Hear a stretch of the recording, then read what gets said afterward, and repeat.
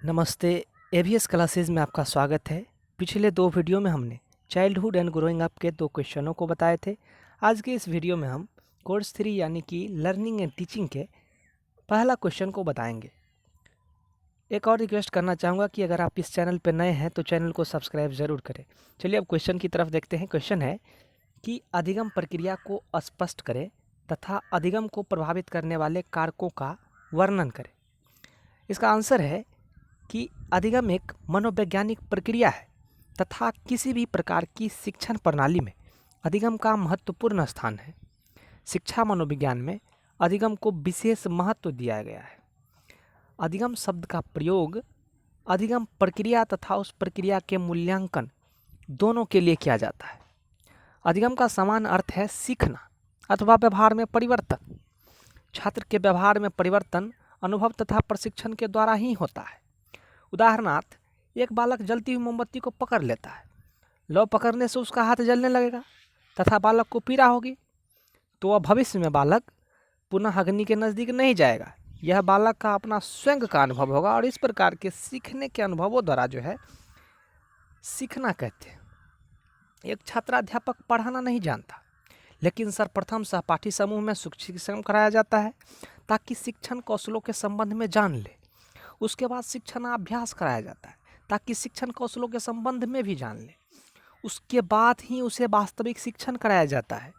इस प्रकार छात्राध्यापक शिक्षण कार्य में धीरे धीरे जो है निपुणता प्राप्त कर लेता है। इसे ही प्रशिक्षण द्वारा सीखना कहते हैं। व्यक्ति के दैनिक जीवन में अधिगम होते रहता है। इसे ही प्रशिक्षण द्वारा सीखना कहते हैं। व्यक्ति के दैनिक जीवन में अधिगम अथवा सीखने के अनेक उदाहरण हैं, जैसे कि पाठ याद करना, कंप्यूटर चलाना, कार चलाना, खाना बनाना, विज्ञान संबंधी प्रयोग करना। ये सारे अधिगम के प्रकार हैं। अब बात करते हैं अधिगम की परिभाषाएं। अधिगम अथवा सीखने की विभिन्न शिक्षाविदों, शिक्षा शास्त्रियों तथा मनोवैज्ञानिकों ने अलग अलग परिभाषाएं दी है, जिनमें से कुछ परिभाषाएं निम्नलिखित है। पहला जो है, स्किनर ने अधिगम की परिभाषा देते हुए कहा है कि अधिगम व्यवहार उत्तरोत्तर सामंजस्य की प्रक्रिया है। वुडवर्ड ने अधिगम अथवा सीखने के बारे में कहा है कि नवीन ज्ञान और अनुक्रियाओं को अर्जित करने की प्रक्रिया को सीखने की प्रक्रिया कहा जाता है। क्रो एंड क्रो भी कहते हैं कि अधिगम आदतों, ज्ञान एवं अभिवृत्तियों को अर्जित करना है। मर्फी महोदय का कहना है कि अधिगम व्यवहार में परिवर्तन के साथ साथ देखने की या प्रेक्षण की एक कला भी है। उपर्युक्त परिभाषाओं के आधार पर यह कहा जा सकता है कि अधिगम व्यवहार परिवर्तन की प्रक्रिया है जो निरंतर चलती रहती है और इस व्यवहार परिवर्तन का प्रमुख आधार अनुभव है। अर्थात अनुभव के आधार पर सीखी गई कोई भी चीज़ हमारे मस्तिष्क में स्थायी बन जाती है। इसीलिए अधिगम के आधार के रूप में अनुभव को प्राथमिकता दी जाती है। अर्थात यह कहा जा सकता है कि अधिगम अनुभव के परिणाम स्वरूप व्यवहार में परिवर्तन है। अधिगम को प्रभावित करने वाले कारक। मानवीय अधिगम की प्रक्रिया को प्रभावित करने वाले अनेक कारण हैं। अधिगम को प्रभावित करने वाले महत्वपूर्ण कारक जो है निम्न है। पहला है शिक्षार्थी से संबंधित तत्व, और इसमें पहला पॉइंट है कि शारीरिक व मानसिक स्वास्थ्य। इस पर ज़रा देखते हैं कि शारीरिक मानसिक रूप से स्वस्थ बालक नवीन ज्ञान अथवा क्रिया को शीघ्र ही ग्रहण कर लेता है। बीमार कमजोर बालक जो है सीखने पढ़ने लिखने में रुचि नहीं लेता है। अब बात करते हैं, दूसरा पॉइंट है परिपक्वता की। अधिगम की प्रक्रिया को बालक की शारीरिक व मानसिक परिपक्वता विशेष योग प्रदान करती है। छोटी कक्षाओं में बालकों की मांसपेशियों को प्रशिक्षण दिया जाता है ताकि वे कलम, किताब आदि को पकड़ सके। उन्हें व्याकरण आदि का ज्ञान भी कराया जाता है। कुछ बड़े होने के बाद, कुछ कक्षाओं के बाद यह ज्ञान दिया जाता है।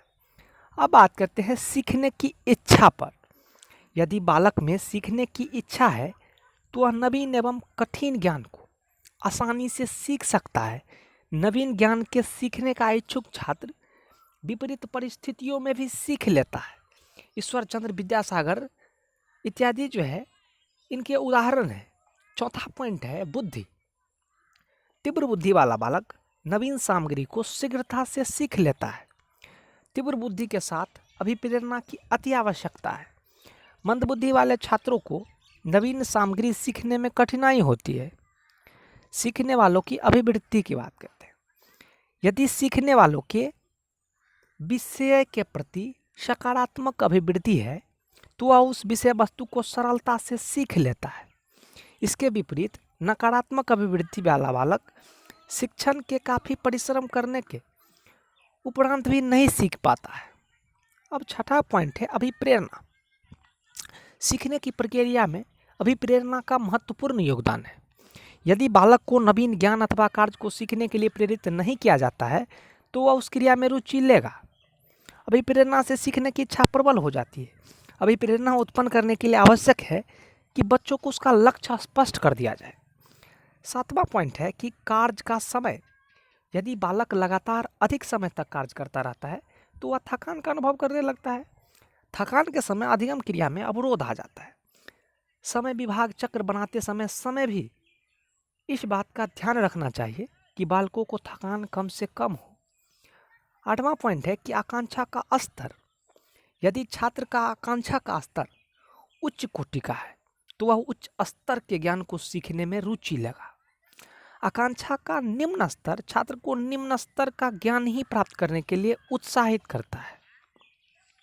दूसरा पॉइंट इसी में आ जाता है कि शिक्षक से संबंधित कारक।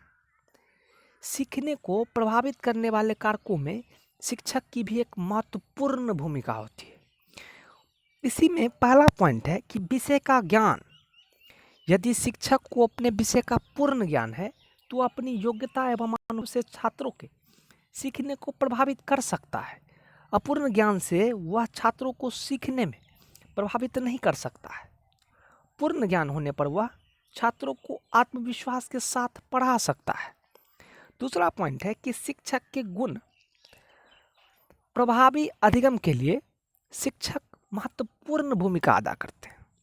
उसके अंदर सहानुभूति, प्रेम, सहयोग, समानता, शिक्षण कला तथा व्यवहार आदि का व्यवहार अच्छा होना चाहिए, तभी छात्र भली भांति सीख सकेंगे। तीसरा पॉइंट है कि शिक्षक को पढ़ाने की इच्छा। यदि शिक्षक को पढ़ाने की इच्छा प्रबल है तो वह कक्षा में एक ऐसा वातावरण उत्पन्न कर सकता है कि सभी छात्र सीखने को अभिप्रेरित हो जाएंगे तथा पाठ को भली भांति सीख जाएंगे। चौथा पॉइंट है कि शिक्षण विधि। शिक्षण विधि भी सीखने में एक महत्वपूर्ण कारक होती है। प्रभावशाली एवं उपर्युक्त शिक्षण विधि से पाठ्यवस्तु में छात्रों की रुचि उत्पन्न हो जाती है। बच्चों को खेल विधि द्वारा सिखाना, करके सिखाना, निरीक्षण द्वारा सिखाना, योजना विधि द्वारा सिखाना आदि का महत्व काफ़ी होता है। पांचवा पॉइंट आ जाता है इसमें व्यक्तिगत भेदों पर बल। प्रत्येक छात्र बुद्धि, रुचि, योग्यता, क्षमता अलग अलग होती है। शिक्षक के शिक्षण को कुछ छात्र समझ लेते हैं तथा कुछ छात्र नहीं समझ पाते हैं।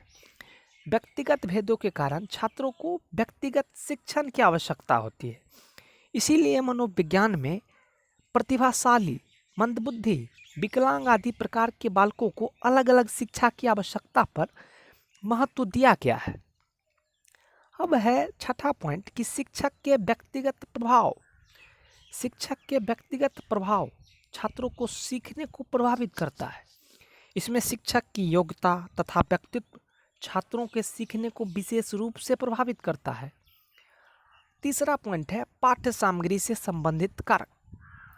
विषय वस्तु की प्रकृति पहला पॉइंट है। इस पर जरा देखते हैं कि विषय वस्तु की प्रकृति मानवीय अधिगम पर प्रभाव डालती है। कठिन विषय वस्तु को सीखने में छात्र रुचि भी नहीं लेता है तथा सीखने की गति भी मंद होती है। दूसरा पॉइंट है विषय वस्तु की लंबाई। विषय वस्तु का आकार, लंबाई या मात्रा सीखने को प्रभावित करता है। लंबे लंबे पाठ या विषय वस्तु को सीखने में छात्र अरुचि प्रदर्शित करते हैं तथा छोटी विषय सामग्री को वह जल्दी ही सीख लेता है। तीसरा पॉइंट है कि विषय वस्तु का क्रम। बच्चों के सीखने को विषय वस्तु का क्रम भी प्रभावित करता है। यदि पहले सरल विषय वस्तु बालकों को सिखाया जाता है तो कठिन विषय वस्तु को सीखने में भी उसे सरलता होती है। सरल से कठिन की ओर शिक्षण सिद्धांत इसका उदाहरण है। पाठ्य वस्तु बालकों को दैनिक जीवन से संबंधित होना चाहिए। चौथा पॉइंट और महत्वपूर्ण पॉइंट है भाषा। विषय वस्तु को यदि सरल भाषा में बालकों के समक्ष प्रस्तुत किया जाए तो सरलता से उसे सीख जाते हैं। कठिन भाषा उसके सीखने में अवरोध उत्पन्न करती है। पांचवा है पाठ्य वस्तु का रुचिकर होना। यदि पाठ्य वस्तु रुचिकर है तो उसे छात्र मन लगाकर पढ़ते हैं। पाठ्य वस्तु रुचिकर न होने पर छात्र सीखने में सफलता प्राप्त नहीं कर सकते हैं। इसके अतिरिक्त यदि पाठ्य सामग्री उद्देश्यपूर्ण है और छात्रों की आवश्यकताओं की संतुष्टि करती है तो उसे छात्र जो है सरलता से सीख लेता है। यह था क्वेश्चन नंबर 1 कोर्स 3 का। नेक्स्ट वीडियो में हम क्वेश्चन नंबर 2 देखेंगे कोर्स 3 का ही। अगर अभी तक इस चैनल को सब्सक्राइब नहीं किया है तो चैनल को सब्सक्राइब ज़रूर करें। इस वीडियो को देखने के लिए धन्यवाद।